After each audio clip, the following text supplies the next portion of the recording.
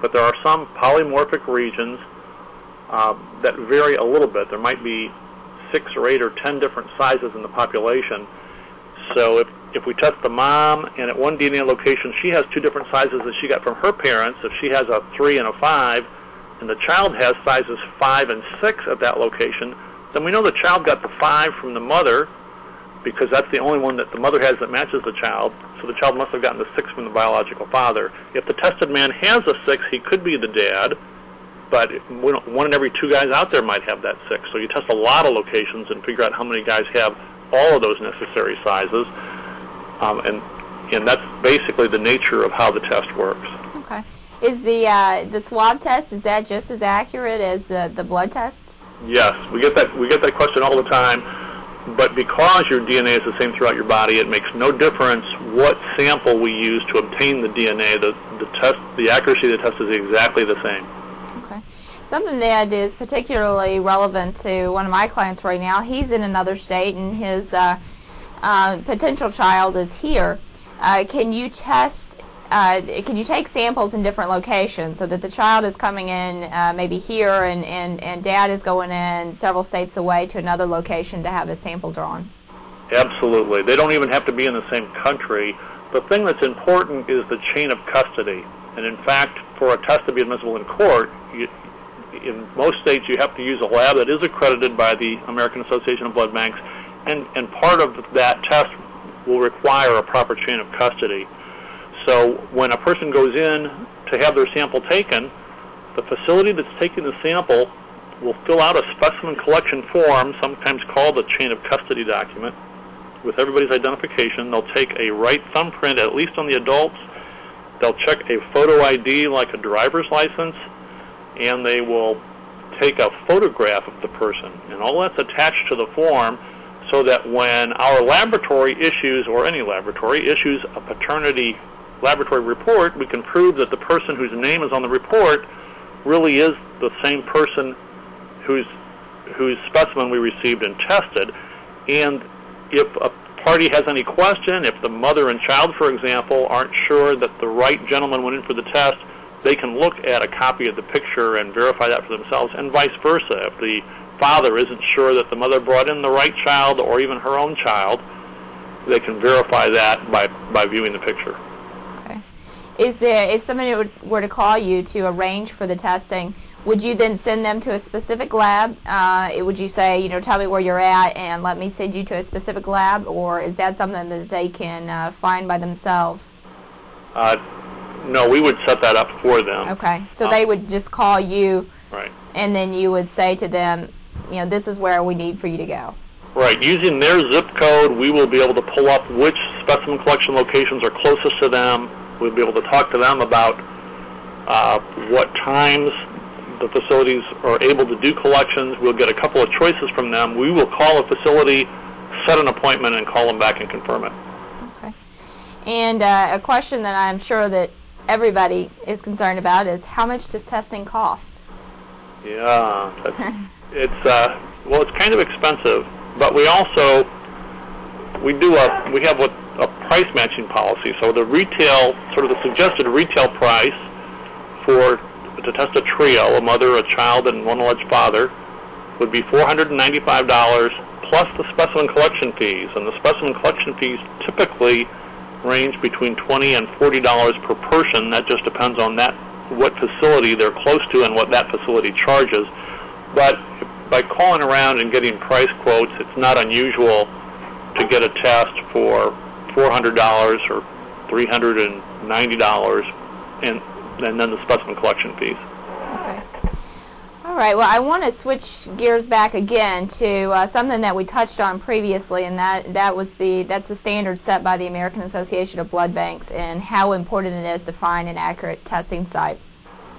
There was an article written regarding Paternity Testing Corporation in I believe it was a newspaper in Miami, Florida. Is that correct? Can you tell us a little bit about that story and what happened? I'd be very happy to. That article is a good example of the fact that the American Association of Blood Banks sets standards to make sure people make sure laboratories are following the correct procedures, but the amount of testing is set at a fairly low minimum, and the industry is aware that if you only test to the minimum required levels, once in a while you're going to issue a test that has a wrong answer. In that particular case, we had tested a man a year previously, and then the Miami Family Court, the man and his family were in front of the court, they required a test done by their state vendor, a large national laboratory. We had identified the man as the biological father. The state vendor issued a report that said he was not the father. And we got a very angry phone call from the Miami Family Court asking us how could they have two different tests with two different results on the same family. Well, the problem was that the other laboratory had found two DNA locations where the alleged father and the child did not match. The minimum standards allow you to then say, well, he must not be the true biological father. But the problem is sometimes you have mutations, and sometimes even two mutations in a case. And we find more often than not, if you only have two mutations out of the 16 locations that we initially test, more often than not, the gentleman really is the father. So we keep testing. Once this issue was brought to the attention of the other laboratory, they did additional testing and also agreed then with a new report that the gentleman was the father. But the amount of testing is very important, so you want to be careful when you're picking a laboratory that you find one that does an adequate level of testing. Okay, let me flesh this out just a little bit. So the other testing site, they did actually meet the standards set by the American Association of Blood Banks. Is that correct? That's correct. Okay, but they issued a false result despite that. Well, they issued a laboratory report that said that the tested gentleman was not the child's biological father, and it turned out that that he really was the biological father. So yes, we would call that a false exclusion. Okay. And so there are testing sites like yours, Paternity Testing Corporation, that does really above and beyond the minimums. That's accurate? That's exactly right, and that's very important to us. We take a lot of pride in doing enough testing that we feel comfortable with the results, even though the industry is very price competitive, so we can't charge more for that, but we do sleep better at night and just feel better about providing a service where we feel certain that we're giving out the correct results. Certainly. It doesn't take a psychiatrist, I don't think, to realize the devastating impact that this could have on the lives of the people involved. Oh, there are horrible stories about the devastating impact that erroneous tests have had. They break up families. They cause all kinds of terrible problems. It's such an important issue for people that it really is important to be sure and get the right answer. Sure. Now, what about the couples that the woman is pregnant at the time, and the father is, or the maybe father is concerned about whether the child in the womb is his? Can they test before the baby is actually born? Yes, but it's not easy to do.